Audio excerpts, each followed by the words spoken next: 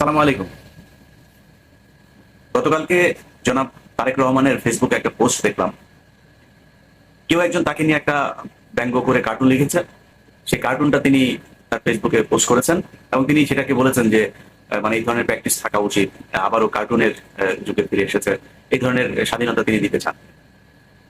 তো তারেক রহমান সহ বাংলাদেশের সব রাজনীতিবিদদেরকেই বলতে চাই, যারা আওয়ামী লীগ করে এদের বাইরে যারা আছে তাদেরকে, ইনক্লুডিং এই যে যে অ্যাডভাইজার যারা হয়েছেন তাদেরকেও বলতে চাই যে সবার সাথে যে আচরণ করা হয়েছে আওয়ামী লীগের সাথে এই আচরণ করা যাবে না। তো আপনি প্রশ্ন আসতে পারে যে মানে যারা সাংবাদিক যারা কার্টুনিস্ট আছে তারা কি আসলে আওয়ামী লীগ কিনা? ইয়েস, তারা আওয়ামী লীগ। গতকালকে রাহুল রাহা যে এই সারা বছর শেখ হাসিনার মানে ছায়া ব্লাউজ ধরে তারপরে চামচামো করেছে, সেই রাহুল রাহা এখন গতকালকে খোঁজ নেন, গতকালকে তার অফিসে মিটিং হয়েছে একটা, সেই মিটিং এ তিনি বলেছেন যে আমরা এতদিন সাংবাদিকতা করি নাই, এখন থেকে আমরা সাংবাদিকতা করবো, রিয়েল সাংবাদিকতা আমরা এখন থেকে করবো। তো রিয়েল সাংবাদিকতাটা কি? রিয়েল সাংবাদিকতা হচ্ছে গত 1/11 সময় আপনার মনে আছে বিএনপির বিরুদ্ধে এই যে মুসাদ্দেক হোসেন ফালু থেকে শুরু করে সবার এর ঘরে নাকি এই পাওয়া গিয়েছে, ওর ঘরে ওই পাওয়া গিয়েছে, এই সেই নানান মানে সারাটা দিন ওই নিউজ। আচ্ছা আপনি বলেন 2001 থেকে 2006 সাল পর্যন্ত দুর্নীতি হয়েছে, আমি অস্বীকার করছি না। আপনি আমাকে জবাব দেন যে 2001 থেকে 6 এর সময়টাকে যদি দুর্নীতি ধরা হয় আর সেই দুর্নীতিটাকে যদি মনে করেন একটা তেলাপোকা ধরা হয়, তাহলে 2009 থেকে 2024 পর্যন্ত শেখ হাসিনা যে দুর্নীতি করেছে সেটা কোন প্রাণী হিসাবে আসবে? মানে ওই প্রাণী পৃথিবীতে না, হাতি টাতি যাই বলেন কোনোটাই আসবে না। সেই নিউজ কোথায়? এই প্রায় 10 দিন পার হয়ে গেল, কোন নিউজ আছে? মানে মনে হচ্ছে যে বাংলাদেশে এর আগে আপনার মানে খুব হযরত ওমর রাদিয়াল্লাহু তাআলা আনহু তিনি ক্ষমতা চালিয়ে গিয়েছেন, এখানে কোনো দুর্নীতি টুর্নীতি কোনো কিছুই হয়নি। আসলে কি তাই? কেন হচ্ছে না? কেন হচ্ছে না জানেন? এই যে তারেক রহমান কালকে আপনার কার্টুন দেওয়ার পরে তারপর তাদেরকে অভিনন্দন জানিয়েছেন, এই জন্য জিনিসটা এত সহজ না। খোঁজ নেন, আপনারা বিএনপির যারা আছেন আপনারা যা খোঁজ নেন, এখনো সময় ইসলাম চ্যানেল আইতে উপস্থাপনা করছে। আপনার খান মোহাম্মদ রুমেল, অখিল পোদ্দার, মঞ্জুরুল আলম পান্না, এরকম আমি অন্তত 100 নাম বলতে পারবো যাদেরকে দেখেছি চরম চামচামো করেছে, সারাটা বছর আমাদের বিরুদ্ধে কথা বলে এসছে। বাংলাদেশের এই আন্দোলন সংগ্রাম, মানুষকে ভারত বিরোধিতা বুঝানো, ভারতের ব্যাপারে মানুষকে সচেতন করা, আমার কোনো নাই, ক্রেডিট নাই, একদমই কিচ্ছু নাই, কোনো কিছু করি নাই। এত সহজে ভুলে গেলে হবে না, তাহলে বিপদ আবার আসবে। আজকে যে শাবান মাহমুদ ভারতে প্রেস সেক্রেটারি হিসাবে নিয়োগ পায়, এই শাবান মাহমুদ, প্রেস সেক্রেটারি নাইমুল ইসলাম খান, এরা বিএনপির সময় সুবিধা নিয়েছে। মুজাম্মেল বাবু পর্যন্ত বিএনপির সময় যথেষ্ট ভালো পজিশনে ছিল, খোঁজ নিয়ে দেখেন, যান 21 টেলিভিশনে যান। যারা বিপদে ছিল তাদের খোঁজ নেয়নি, বরং এদিন শুনলাম 21 টেলিভিশনের চেয়ারম্যান আপনার টেলিভিশনে আবার ফিরে গিয়েছেন, তার বিরুদ্ধে নানান ধরনের ষড়যন্ত্র হচ্ছে। কারণ কি? এই লোক তো জেল খেটেছে, এই লোক 2 বছর জেলে ছিল, কিন্তু তাদের বিরুদ্ধে এখন আবার লোকজন লেগে গিয়েছে শুনলাম।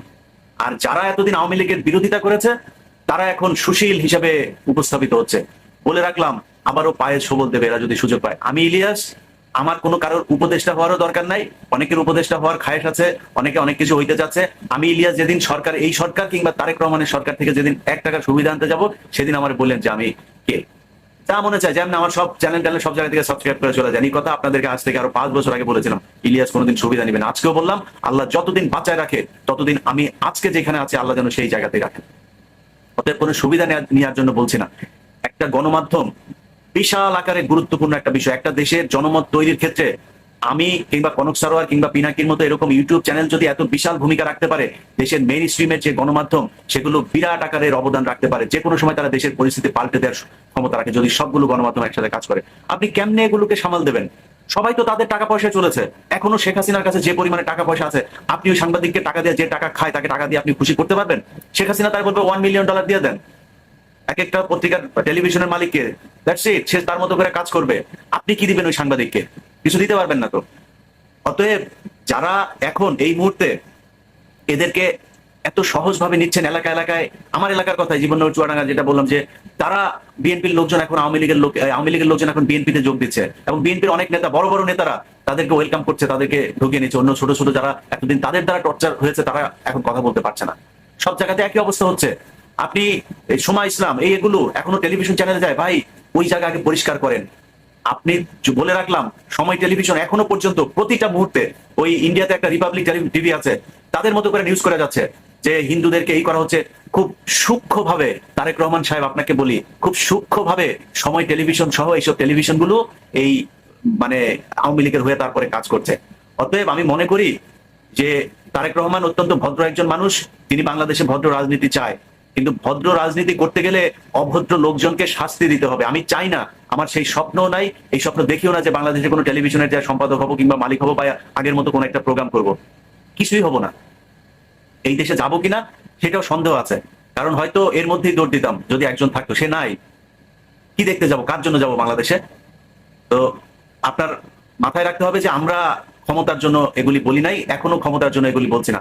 আপনি খুব নিউট্রাল সাংবাদিকতা চান বাংলাদেশে, আপনার বিরুদ্ধে কেউ কার্টুন করুক সেটাকে আপনি ওয়েলকাম করেন, আপনি খুব সুন্দরভাবে নেন, কোনো সমস্যা নাই, কিন্তু সেই সাংবাদিক আসলেই নিউট্রাল সাংবাদিক হইতে হবে।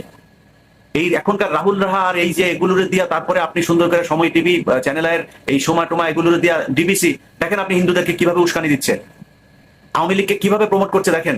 সমকাল 2 দিন না যাইতে সে নিউজ করছে যে ঢাকা মহানগর দক্ষিণের কোন যুবদল নেতা নাকি আপনার কোটি কোটি শত শত কোটি টাকার মালিক হয়ে গিয়েছে। কোথা থেকে শত শত কোটি টাকার মালিক বিএনপির লোক হয়ে গেল? এই 5 দিনের ভেতরে শত শত কোটি টাকার মালিক হয়ে গেছে। মানে বিএনপির লোকজনের নিয়ে এখনই গণমাধ্যম এইভাবে মিথ্যাচার করা শুরু করেছে।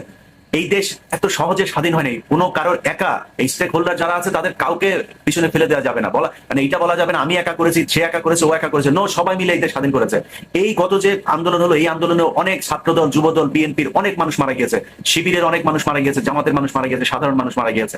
আমাদের মতো বহু যারা এই সোশ্যাল মিডিয়াতে যুদ্ধ করেছে তাদের অনেক মানে কি বলবো যে মানে ত্যাগ তিতিক্ষার ফলে আজকের বাংলাদেশ। অতএব যারা এখন এইসব কথাবার্তা বলে যে বিএনপি এই করছে, বিএনপি ওই করছে, তাদের বোঝা উচিত যে এই দেশ আপনার মতো এই সমকামী সাংবাদিকের কারণে এই দেশ স্বাধীন হয় নাই।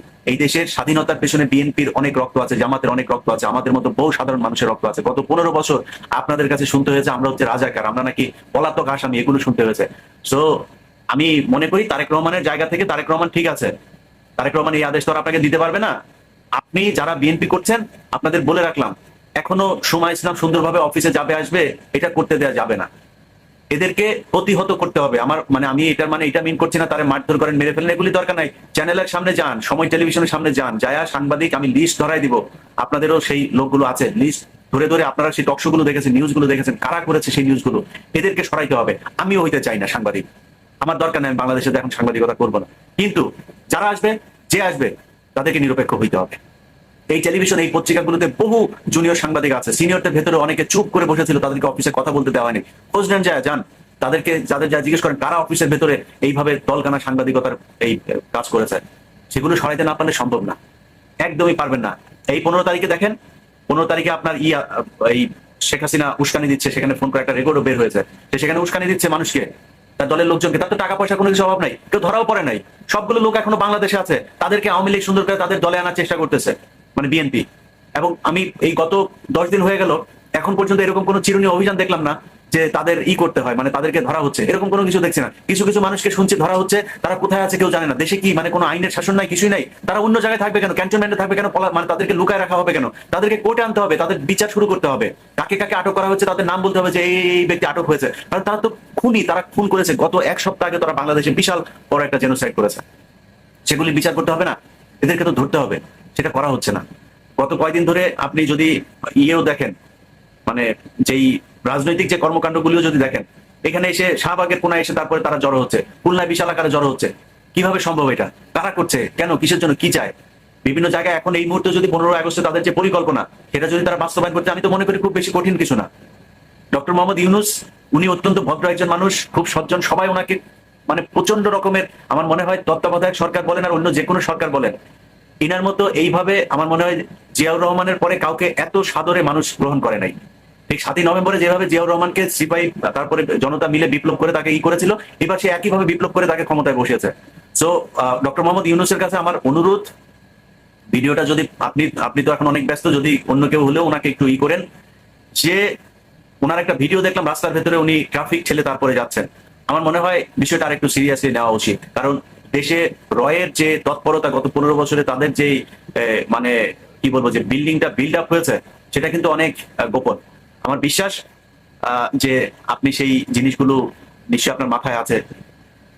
আপনাকে এটা একটু মানে সাবধানে চলাফেরা করতে হবে।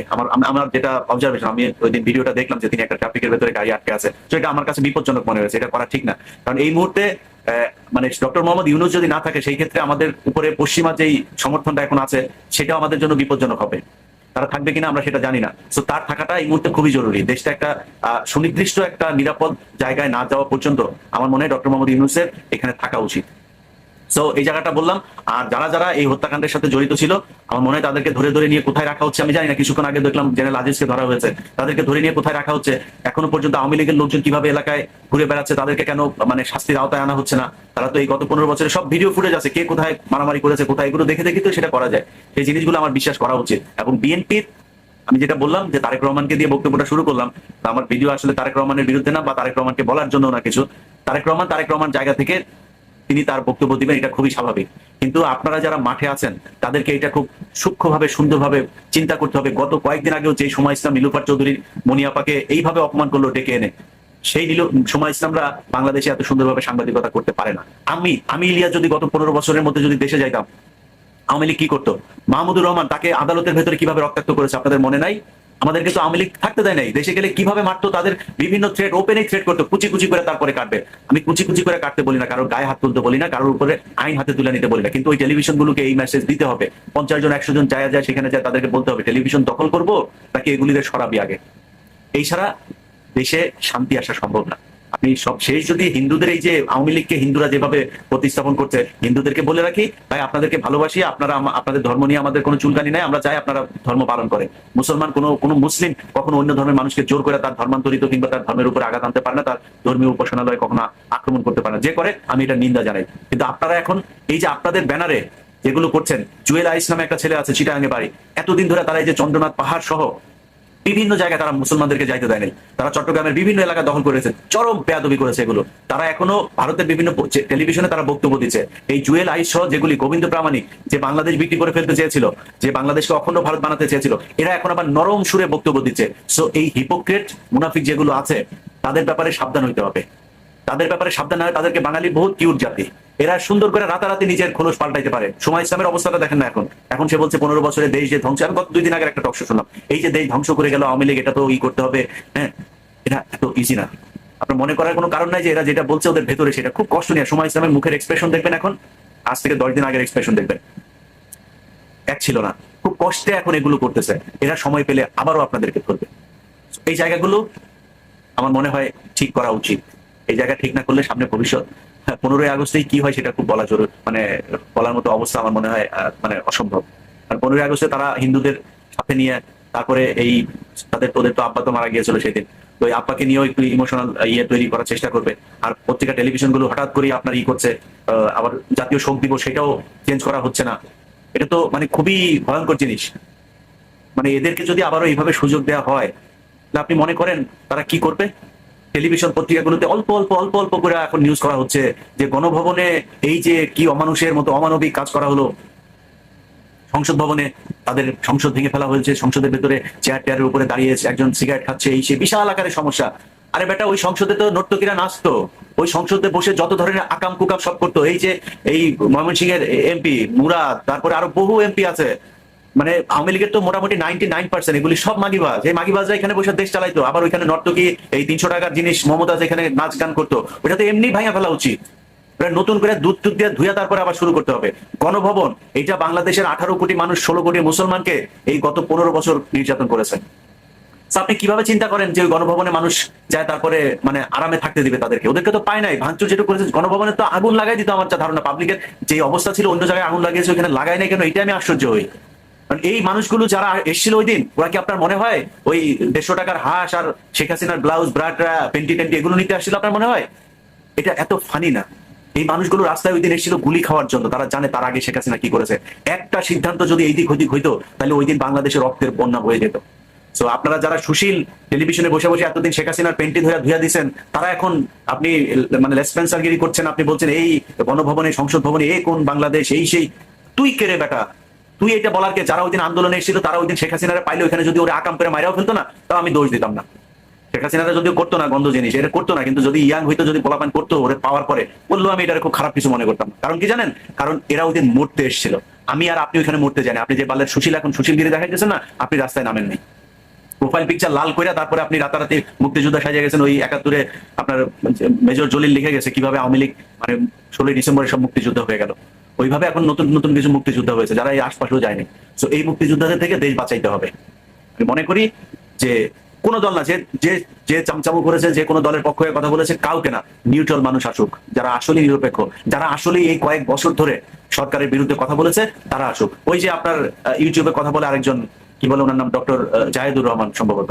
তো এই জাহেদ ভাই, উনি জাহেদ টেক নামে যে ইউটিউব চ্যানেল আছে, ওনারা তো সরকারের বিরুদ্ধে কথা বলছে, ওনাদেরকে নিয়ে বসান। যারা এতদিন সরকারের বিরুদ্ধে কথা বলছে, মানে অনিয়ম অপরাধের বিরুদ্ধে কথা বলছে নিরপেক্ষ জায়গায় থেকে, তাদেরকে নিয়ে টেলিভিশনগুলোতে বসান। নুরুল কবির ভাইকে দায়িত্ব দেন যে কারা কারা চামচামি করেছে, নুরুল কবির ভাই বসাক কোথায় কোথায় করতেন। প্রয়োজনে নুরুল কবির ভাইয়ের হাতে ৩টা ৪টা ৫টা টেলিভিশন পত্রিকা দিয়ে দেন।